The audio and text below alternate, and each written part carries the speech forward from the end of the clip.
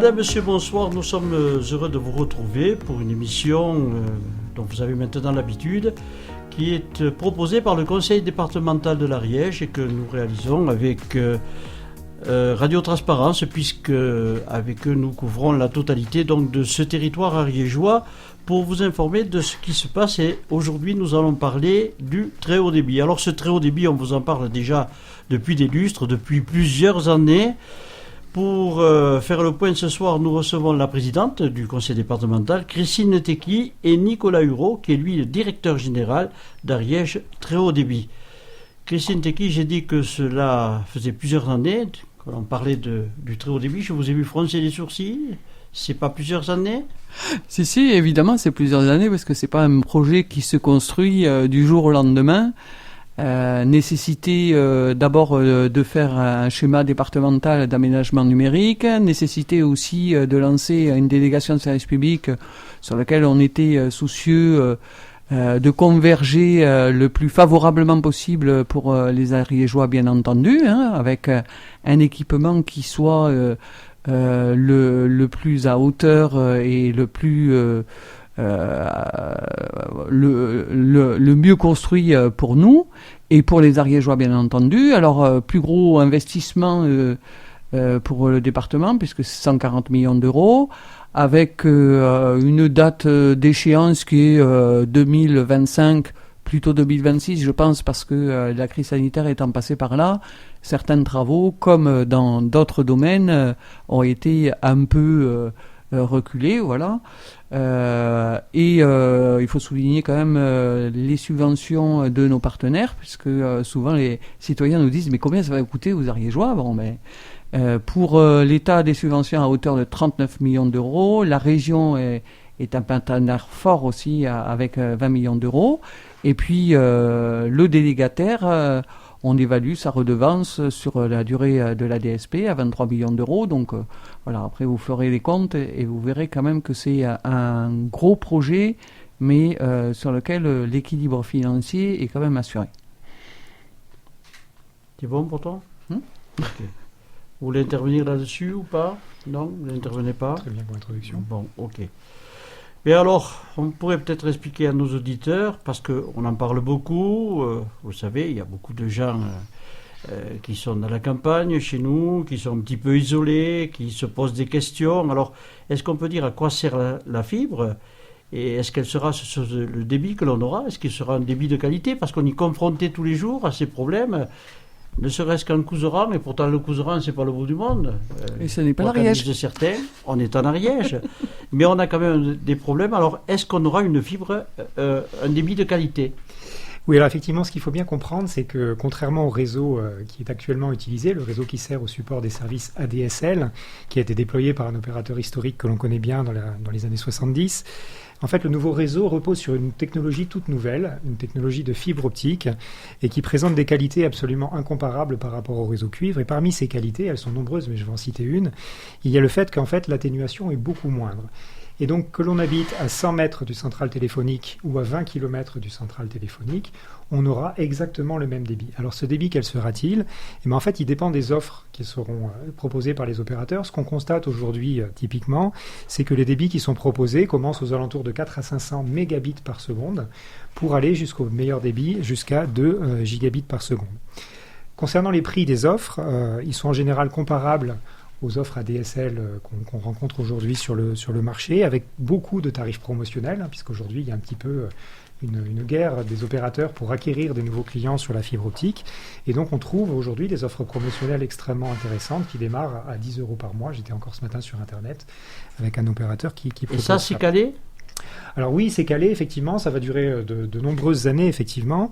En tout cas, en ce qui concerne les débits, ils n'auront qu'en augmentant. Voilà, la technologie et le réseau qui est déployé, il est aussi apte à supporter des débits qui seront supérieurs dans l'avenir, parce qu'en fait, sur le réseau à fibre optique, on pourra changer les équipements d'extrémité, les équipements qui se situent dans les centraux téléphoniques et les box de votre côté, pour pouvoir augmenter très fortement les débits. Mais là, on parle de perspectives à 5, 10 ou 15 ans. Parce que là, vous allez vous trouver en compétition avec les opérateurs traditionnels. Alors, ce qu'il faut bien comprendre, c'est qu'Ariège Très Haut Débit n'est pas tout à fait un opérateur traditionnel dans le sens où on l'entend. On est plutôt ce qu'on appelle un grossiste, c'est-à-dire qu'on vend des fibres optiques, je dirais par palette, un peu comme il y a des grossistes dans le domaine de l'agroalimentaire à Rungis par exemple. Et ben nous vendons des fibres optiques par paquet de 100, de 1000 ou de 10 000 à des opérateurs que vous connaissez bien, je vais en citer quelques-uns, Orange, SFR, Free Bouygues par exemple, et ces mêmes opérateurs revendent après au détail en ajoutant sur leurs offres des accès à la télévision, un accès Internet, de la téléphonie fixe, de la téléphonie mobile et un certain nombre de services. Alors on parle aussi beaucoup de 4G, de 5G, on s'y perd un peu dans tout ça, et est-ce que ça ne va pas faire concurrence justement à la fibre ?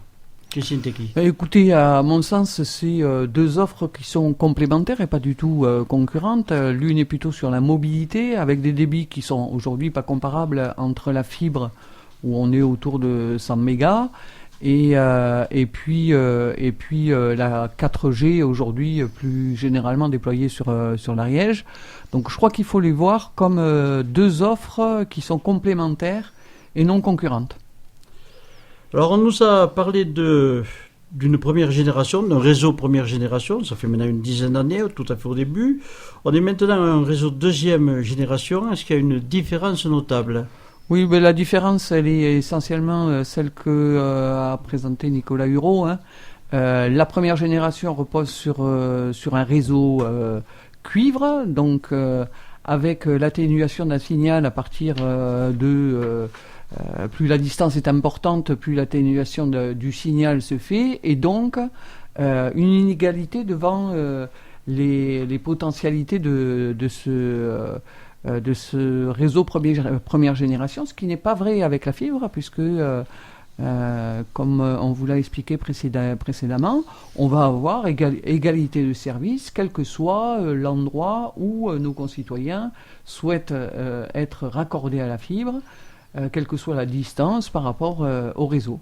Et donc aujourd'hui, voilà, je crois que c'est ça qu'il faut retenir, égalité de tous les concitoyens, parce qu'à l'époque on avait fait, on va dire 70%, 80% d'heureux et puis 20% de malheureux, parce qu'ils se trouvaient en fin de réseau. C'est ce qui avait amené d'ailleurs le département à faire quelques opérations de montée en débit.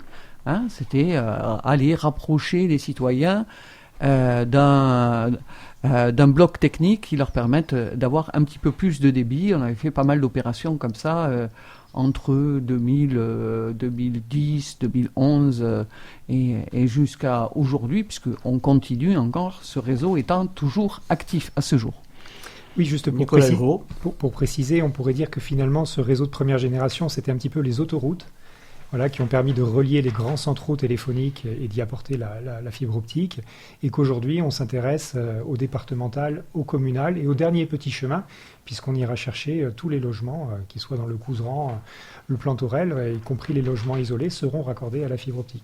Et d'ailleurs aujourd'hui on réutilise une partie du réseau des 630 km du réseau de première génération pour le réseau deuxième génération. On a passé des fibres du réseau deuxième génération dans le génie civil du RIP première génération, et donc en cela, le département a été très très bien inspiré, donc il y a un certain nombre d'années, que de lancer ce réseau de première génération qui est aujourd'hui fortement réutilisé. Le Covid-19, bien sûr, on n'est pas passé à travers. En Ariège, même si on n'a pas trop à se plaindre, on n'a pas été trop impacté, mais je suppose que quand même il y a eu des retombées sur les travaux, sur l'avancement, sur ce qui était prévu. Alors est-ce qu'on peut faire le point, Nicolas Hureau, de ces travaux ? Est-ce qu'on a pris du retard ? Est-ce que les délais seront tenus ? Alors oui, nous avons pris un petit peu de retard, effectivement, comme l'ensemble des opérateurs économiques, je dirais français et industriels, nous avons été impactés. Je dirais que nous avons mis en place, évidemment, comme toutes les entreprises, les mesures barrières, le port du masque, la distanciation, beaucoup de télétravail. Après, évidemment, pour les techniciens qui interviennent sur le terrain et qui tirent la fibre dans les chambres et qui la posent sur les poteaux, le télétravail n'était forcément pas compatible avec un avancement correct du projet. Aujourd'hui, nous estimons, alors sauf nouvelles mesures, on est en plein dedans, est-ce qu'on sera reconfiné d'ici la fin de l'année ? Évidemment, on croise tous les doigts pour que ça ne soit pas le cas. Et donc, s'il n'y a pas de nouvelles mesures de reconfinement qui sont prises, nous estimons aujourd'hui le retard sur le projet à environ 4 mois. Et sur ces 4 mois, on est en train d'essayer de mettre le turbo avec les entreprises, les bureaux d'études, pour essayer d'en rattraper une partie. Et on se fixe pour objectif, d'ici l'été prochain, d'en avoir récupéré à peu près la moitié. Ce qui est déjà pas mal. Ce qui est déjà pas mal, effectivement, on peut aussi, je pense qu'il y a eu un effort collectif extrêmement fort réalisé par les gens du conseil départemental, par les équipes techniques avec lesquelles nous travaillons, par l'ensemble des entreprises, que je souhaiterais aussi remercier aujourd'hui, qui, après une phase, je dirais, un peu de stupéfaction, quelque part, les premières semaines après le début du confinement, ont été vraiment des partenaires actifs sur le sujet et ont permis de maintenir une activité, alors certes réduite, mais qui a servi aussi après de base pour pouvoir repartir un petit peu plus rapidement courant du mois de juin et surtout à cette rentrée de septembre. Juste pour compléter, on avait fait un petit point presse là pour les 10 000 premières lignes à Coussa en décembre dernier. On est aujourd'hui autour de 20 000 lignes et on vise les 30 000 lignes à la fin de l'année. Là. Oui, tout à fait. Dans une montée en régime. Une montée en régime et puis surtout on dessert aujourd'hui, je dirais, la campagne connectée. Parce que pour une bonne part, c'est de petites communes qui sont raccordées, même si on va retrouver la Bastide de Céroux dedans et d'autres communes un peu plus importantes. Mais dernièrement, on a fait beaucoup de raccordements puisqu'on le fait par plaque, c'est ce qui est quand même une logique technologique. Et on a trouvé on a raccordé beaucoup de communes, de petite taille. Mais vous avez anticipé ma question, puisque j'allais vous demander où la fibre, où est-ce qu'elle va être déployée. Déjà, où est-ce qu'on va pouvoir s'abonner rapidement? Est-ce que vous avez un calendrier de prévu? Je crois que oui. Ensuite, quand? À quel moment? Et puis comment on va pouvoir, en tant que particulier ou entreprise, s'abonner? Comment ça va se passer? Alors peut-être on va voir avec Christine Tequi et puis Nicolas. Alors sur le processus de raccordement, il est relativement simple.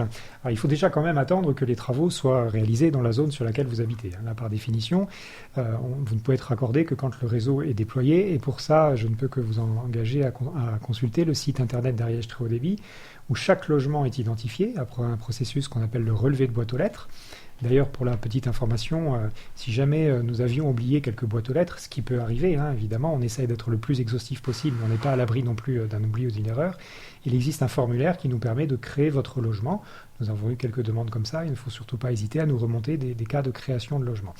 Et donc à partir du moment où le réseau est déployé, l'information est mise à disposition sur le site internet d'Ariège Très Haut Débit, votre logement passe en jaune puis en vert, et donc là vous pouvez prendre contact avec l'opérateur de votre choix, qui va lui-même vous donner un rendez-vous pour l'installation des 10, 20, 50, 100 derniers mètres de la fibre optique dans votre logement, qui va venir réaliser ses travaux et installer et mettre en route votre nouvelle box fibre optique. En général, pour un rendez-vous, il faut compter entre 2 à 4 semaines. C'est des temps qui peuvent aussi dépendre un petit peu des périodes. C'est sûr qu'en temps de rentrée scolaire ou de Noël, on peut avoir des rendez-vous qui s'allongent un petit peu.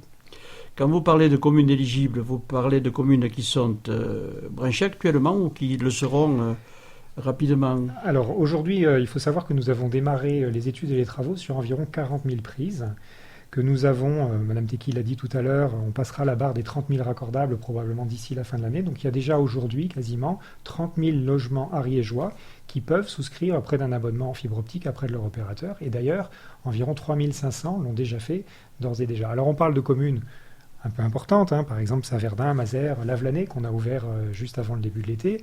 On ouvrira Saint-Giron d'ici la fin de l'année.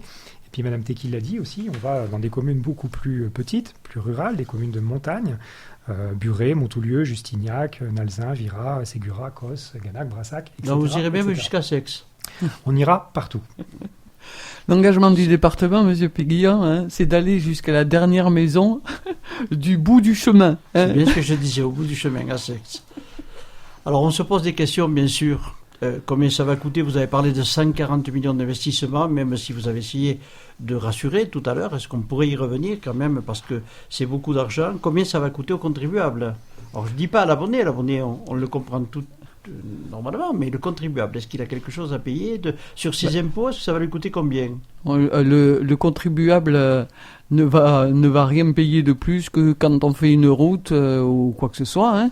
C'est un budget d'investissement qu'on a calé depuis fort longtemps. Et vous le savez, d'ailleurs, le département a perdu ses recettes dynamiques, je rappelle. Donc, il y a peu il y a peu de chances que le contribuable ariégeois soit sollicité là-dessus. Mais non, mais voilà, j'ai rien de plus à rajouter que 140 millions d'euros d'investissement. Vous savez que on a des projets comme ça récurrents sur un certain nombre d'années. On peut parler des routes. Est-ce que on se pose la question de savoir combien les citoyens vont payer là-dessus? Aujourd'hui, le département, c'est un département le moins endetté de France, vous le savez. On avait ciblé depuis que le gouvernement Macron nous a mis le contrat de Cahors, je rappelle, encadrement des dépenses de fonctionnement.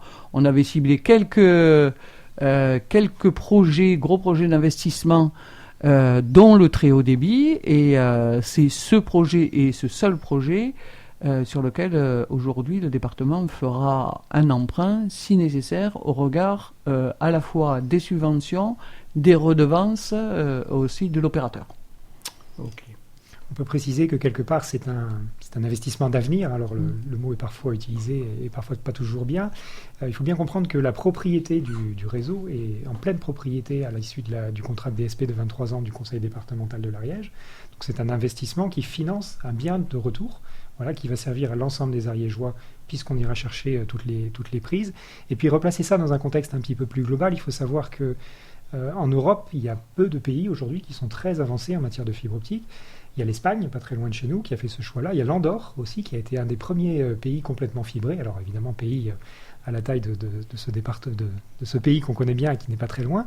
Mais que par contre, quand on regarde l'Italie, l'Allemagne, l'Angleterre, ce sont aujourd'hui des pays qui sont encore très peu fibrés.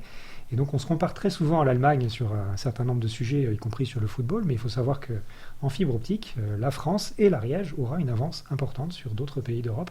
Et je pense que c'est très très bien, à la fois pour l'attractivité des territoires, pour le développement économique. Mais c'est ce que disait le prédécesseur de Christine Tecky, que c'était une chance pour l'Ariège et que le développement de l'Ariège passait par là. Vous n'allez pas nous dire autre chose, Christine Tecky? Non, pas du tout, parce que je trouve que ce projet, c'est effectivement une condition d'attractivité de notre territoire, de notre département. Alors, ça a un usage évidemment, je dirais, quotidien de nos concitoyens, mais c'est une condition aussi d'installation des entreprises et de maintien des entreprises, d'un tissu d'entreprises sur notre département.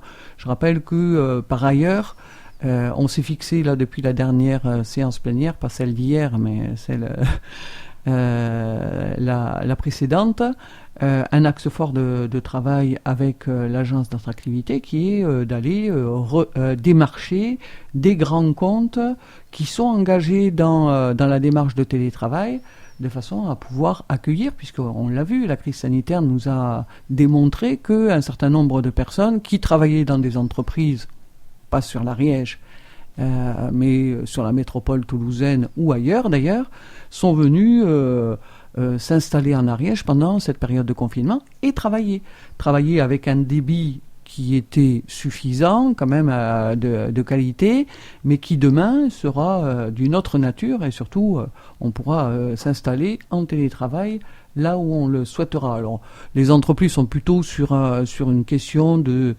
télétravail pendulaire. On a déjà eu un très bon contact avec une entreprise qui est fortement engagée là-dessus. On continue ce travail. Puis surtout, il faudra diversifier les contacts de façon à permettre aux gens de venir, même en pendulaire, télétravailler en Ariège. Je pense que ça peut être une chance pour nous. On peut dire que la Covid a rebattu les cartes ou pas? Peut-être que la Covid a simplement révélé des choses dont on ne voyait pas émerger la réalité. Peut-être que, je ne sais pas, ça a obligé certains, ça a contraint certains au télétravail.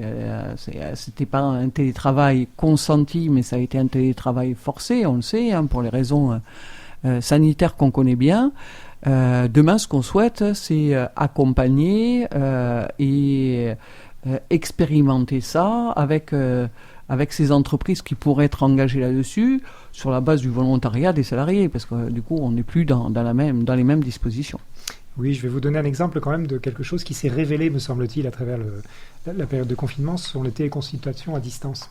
C'est quelque chose dont on parle depuis très longtemps en France, la consultation à distance de médecins, en audio, en vidéo, etc. Il y a eu, pendant la période de confinement, 1,1 million de consultations à distance, en particulier en vidéo, c'est 110 fois plus qu'en février. Et je pense que ce chiffre-là, à mon avis, ne devrait pas redescendre. Petit à petit, que ce soit les professionnels de médecine ou les consultants, ont pris l'habitude finalement d'avoir des consultations à distance. Et ça, je pense qu'en particulier dans des territoires où il y a finalement peu de professions de santé, c'est pas complètement toute la réponse, mais c'est une partie de la réponse pour l'attractivité de ces territoires. Alors, lorsque le département a mis ce chantier de la fibre en place, il a été question d'emploi et d'insertion, et vous y tenez beaucoup, Christine Tequi. Oui, mais écoutez, notre ADN, vous le savez, puisque c'est un peu plus de 60% de notre de nos dépenses de fonctionnement, c'est toute la partie des solidarités humaines. Et un de nos engagements, c'est aussi d'accompagner des personnes qui sont en fragilité dans leur parcours professionnel vers le retour à l'emploi. Donc ça fait partie des points de négociation dans cette délégation de service public qui, pour le département, était vraiment un point central. Et bon, moi je suis heureuse qu'on voit se concrétiser sur le terrain. D'abord, c'est la mobilisation de ces heures d'insertion et surtout le retour à l'emploi de personnes. Il y avait une jeune personne, mais Nicolas Hérault en parlera mieux que moi, à Coussa, qui est venu témoigner de son parcours, et je crois que c'est assez poignant, touchant, parce que voilà, il y a eu à un moment donné quelques fractures, mais c'est aussi plein d'espoir pour tout le monde, parce qu'elle a retrouvé, grâce à ça, un métier pour lequel elle est passionnée, et puis un emploi sur lequel elle se trouve bien. Et je crois que voilà, ça c'est la bonne opération aussi, que ce gros projet serve des personnes qui sont en recherche d'emploi. Nicolas Hérault. Alors effectivement, on a bien compris l'enjeu pour le département que de confier des travaux à des entreprises locales et à mettre l'accent sur ce qu'on appelle l'insertion sociale, le retour vers le travail de gens qui en sont potentiellement éloignés depuis plus ou moins longtemps. Donc on confie une forte proportion des travaux à des entreprises comme Gabar, SPI, Axians, Artec ou BVScope, que vous connaissez, qui sont basées à Crampagna, à Castelnau-Durban, à Pamiers, etc. On peut citer aussi le fait que Axians a repris les anciens locaux de la papeterie qui a fermé en 2008 dans la ZI du Vidar, à Saint-Giron. Donc ça, c'est un bel exemple aussi, quelque part, de renaissance industrielle, voilà, et qui, grâce à l'action du département. Et puis effectivement, pour cibler les personnes en difficulté vis-à-vis de l'emploi, on a mis en place dès le début du projet, avec l'aide de la Chambre de commerce et d'industrie et de son centre de formation IFCAP à Saint-Paul-de-Jarrat, que je remercie extrêmement fortement au passage, des formations au métier de technicien de fibre optique. Donc ce sont les gens qui, après, vont travailler dans les entreprises que j'ai citées juste auparavant et qui vont tirer la fibre, les poser dans les chambres, faire les raccordements, les soudures, qui travaillent aussi au bureau d'études. L'exemple que vous avez cité, Julie, travaille au bureau d'études de BVScope et c'est un plaisir. Moi, je la recroise de temps en temps. En plus, c'est quelqu'un qui est extrêmement performante et compétente et c'est vraiment une très très belle histoire qui s'est construite ici. Donc, pour donner quelques chiffres, il y a eu 10 sessions de formation qui se sont déjà tenues depuis 2018 et il y a à peu près 111 personnes qui ont été formées. Pour être très franc, il y a aussi parfois un petit peu d'échecs. Voilà, il y a des gens qui soit ne vont pas jusqu'au bout de la formation parce que ça ne leur convient pas. Ça reste faible, c'est pas très grave. Ça permet quand même d'avoir plein de gens qui derrière écrivent de belles histoires et ça, on y tient et c'est vraiment super pour nous. Alors je vais insister un petit peu, vous en avez déjà parlé et donné des solutions, mais l'Ariège c'est un pays rural et avec beaucoup de gens isolés, des fermes isolées. Et lorsqu'on va vous questionner, vous demandez est-ce que je pourrais être raccordé, il n'y aura donc, vous nous le dites aujourd'hui, absolument aucun problème. Alors tout à fait. On a mis en place avec le département de l'Ariège un processus qu'on appelle le processus de raccordable à la demande, qui fait que pour les derniers logements les plus isolés, on pourra avoir un petit délai supplémentaire de l'ordre de 6 mois environ, qui fait que sur inscription, les gens verront leurs travaux arriver proche de chez eux et pourront après être connectés à la fibre optique. Mais oui, l'idée, le principe, c'est d'aller chercher tout le monde, d'aller chercher les derniers logements au bout du chemin, au bout de la vallée. Christine Tequi, ce projet est, vous l'avez dit, important depuis le début, on voit ce qu'il coûte. C'est le projet du département de ces dernières années. Est-ce qu'on peut le comparer à l'arrivée de l'électricité en son temps? Vous n'étiez pas né, vous, à cette époque-là, mais... Non, mais on a quand même conscience de l'importance de l'électricité pour chacun de nos concitoyens. Je crois que oui, l'arrivée de la fibre, tout comme l'arrivée de la DSL en son temps, c'est de la même nature. En tout cas, la nature de l'aménagement est le même. D'ailleurs, on utilise les mêmes techniques, puisque vous avez peut-être dû le voir sur la RD 117 que vous avez empruntée pour venir jusqu'ici. Vous avez vu qu'il y a une espèce de T et que on vient poser sur ces poteaux la fibre, qui va parcourir toute l'Ariège. Oui, je crois que c'est de la même nature d'équipement, en tout cas. Et demain, on sera aussi dépendant. Évidemment, les usages, on peut en imaginer quelques-uns, mais je pense qu'il y a 15 ans, on n'imaginait peut-être pas les usages qu'on pourrait avoir avec la DSL, même aujourd'hui, hein. Donc voilà, on parle de la maison connectée, on parle de tellement de choses. On verra comment ça fonctionne, mais je crois que oui, c'est de la même nature de grands projets d'équipement pour le département.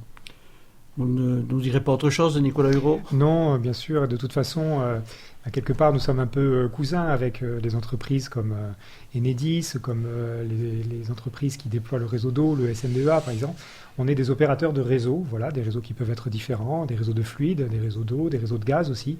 Mais globalement, nous faisons à peu près le même métier et je pense que dans une maison, on a autant besoin de l'électricité que du gaz, que demain de la fibre optique. Nous arrivons au terme de cette émission, une émission que vous pourrez donc entendre sur Radio Transparence et sur Radio Couserans, donc sur la totalité d'Ariège. Merci à Hugues d'avoir assuré la partie technique, merci à Radio Transparence de nous avoir accueillis. Bonsoir.